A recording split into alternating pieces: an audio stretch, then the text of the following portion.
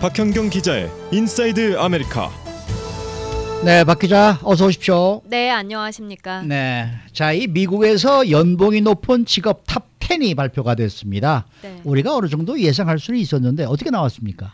네, 연봉이 높은 직업 1위부터 10위 모두가 의사였습니다. 의사? 네. 하. 먼저 10위부터 순위를 쭉 한번 살펴보면요. 10위는 치과 의사, 평균 연봉 17만 4천 달러고요. 네. 9위 소아과 의사, 18만 8천 달러. 8위는 보철 치과 의사, 19만 7천 달러입니다. 그리고 7위 뇌과 의사, 19만 8천 달러였습니다. 네. 그리고 이제 6위부터 평균 연봉이 20만 달러 이상으로 오르는데요. 6위가 정신과 의사, 21만 6천 달러. 5위가 교정치과 의사, 22만 9천 달러. 4위 산부인과 의사, 23만 5천 달러. 3위 구강의과 의사, 24만 2천 달러였습니다. 그리고 1위와 2위는 평균 연봉이 25만 달러 이상입니다. 2위는 외과 의사, 25만 2천 달러고요.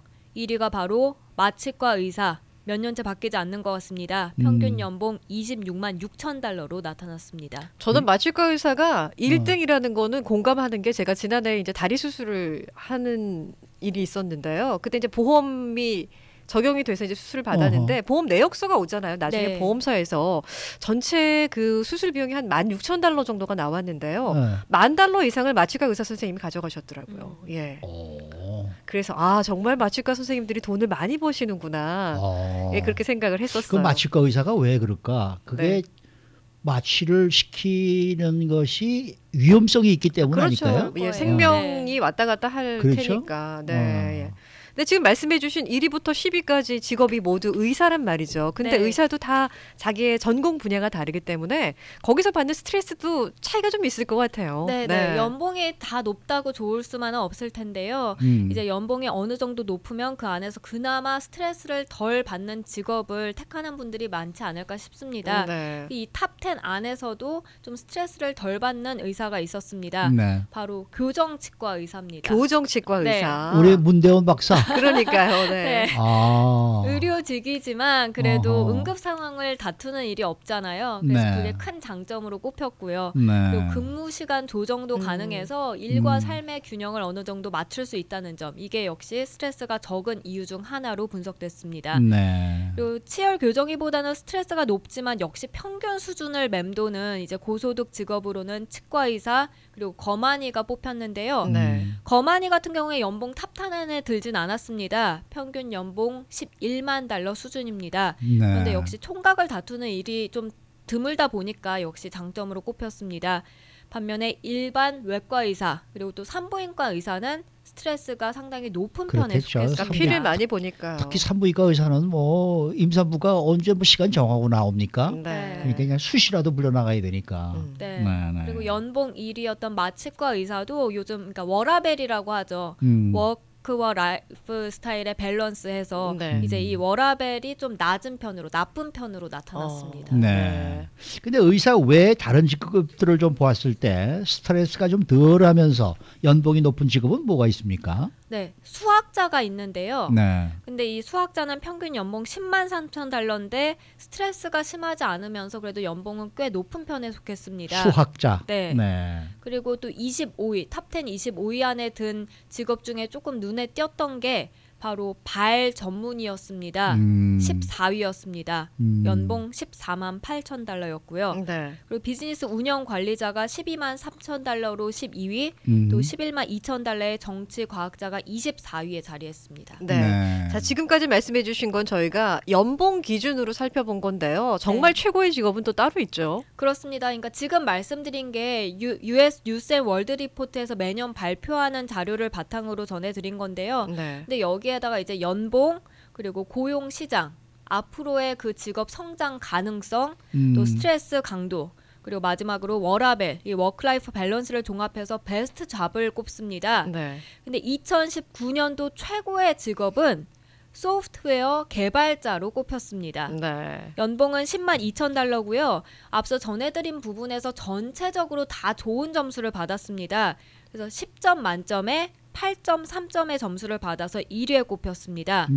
그리고 2위는 통계학자, 3위는 피지션 어시스턴스 간호사, 4위 치과의사, 5위가 마취과 간호사와 또 교정 전문의였습니다. 네. 네. 여기 지금 한 분이 잘 되는 치과 의사 50만 달러 이상 버는 거 아닙니까? 라고 쓰셨는데 물론 뭐 잘 버는 사람들이 50만 달러가 아니라 100만 달러도 벌겠죠. 이거 네. 우리가 얘기하는 건 평균 아니에요? 평균. 평균. 네. 네. 그런데 또 다른 곳에서 발표한 것을 보면은 최고의 직업으로 또 다른 게 뽑혔다고 그래요. 네, 세계 그러니까 최대 직장 평가 사이트 글래스도어라는 게 있는데 거기서도 매년 이제 최고의 직업을 꼽아서 발표하거든요. 네. 근데 가장 최근에 나온 게 작년 말이었습니다. 아. 여기서 최고의 직업은 데이터 사이언티스트였습니다. 아하. 이 데이터 사이언티스트는 2016년과 2017년도에 이어서 작년까지 3년 연속 최고의 직업으로 꼽혔습니다. 이거 뭐예요? 글쎄 말이요. 소프트웨어 개발자까지 디벨로퍼까지는 그러려니 하겠는데 네. 데이터 사이언티스트는 좀 생소하거든요. 뭐 어떤 일을 하는 직업이에요? 네, 그러니까 말 그대로 데이터를 수집하고 분석하는 일을 하는데요. 이렇게 데이터를 수집하고 분석함으로써 회사에 필요한 전략적인 인사이트를 제공합니다. 쉽게 말씀드리면요, 뭐 우리가 그런 아마존닷컴에서 뭐 쇼핑을 하거나 아니면 유튜브를 볼 때 우리가 클릭 뭐를 하면은 그 옆에 연관 추천 영상 또는 네. 추천 상품 등이 뜨잖아요. 그런 거를 이제 고객 데이터를 기반으로 해서 취향에 맞게 데이터를 분석해내는 겁니다. 그래서 이런 데이터를 활용하는 직업이다라고 보면 되겠는데요. 사실 10년 전만 해도 이 직업이 존재하지 않았습니다. 그런데 최근 들어서 최고의 직업으로 떠오르고 있습니다. 이 데이터 사이언티스트의 평균 연봉은 11만 달러고요. 그리고 이 US 뉴스의 월드 리포트에서는 데이터 사이언티스트라는 직업이 따로 있진 않았습니다만 가장 비슷한 게 데이터베이스 어드미니스트레이터였습니다. 네. 그래서 이는 연봉 8만 7천 달러, 순위는 48위로 조금은 낮았습니다. 네.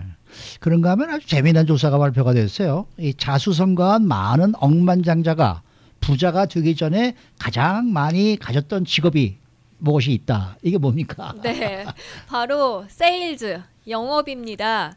그 사회학자인 라이너 지텔만이 억만장자 45명을 상대로 해서 조사를 한 내용을 마켓워치가 지난주 이제 보도를 했는데요.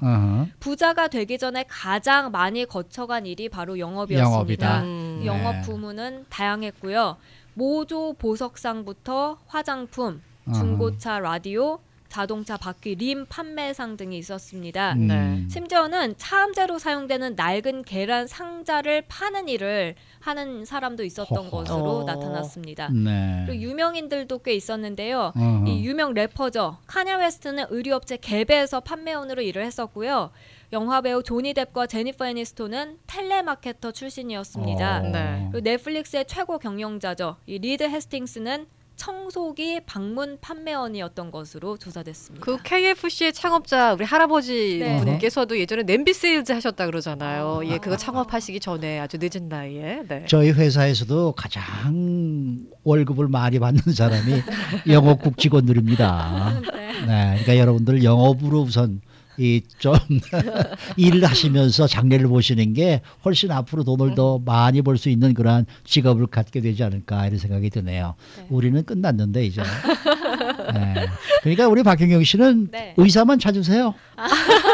의사만 찾으셔서 결혼하십시오. 그리고 한 분이 50만 이상을 버는데 보고 금액이 적어서 평균이 낮게 나오지 않을까 하는 생각이 듭니다. 그런 분들도 계시겠죠. 네. 네. 자기 저 수입을 슬쩍슬쩍 좀 속이고 말이죠. 그렇네요. 그런 분들 분명히 계시라고 믿습니다. 잘 들었습니다. 네, 감사합니다. 감사합니다. 네, 박경영 기자였습니다.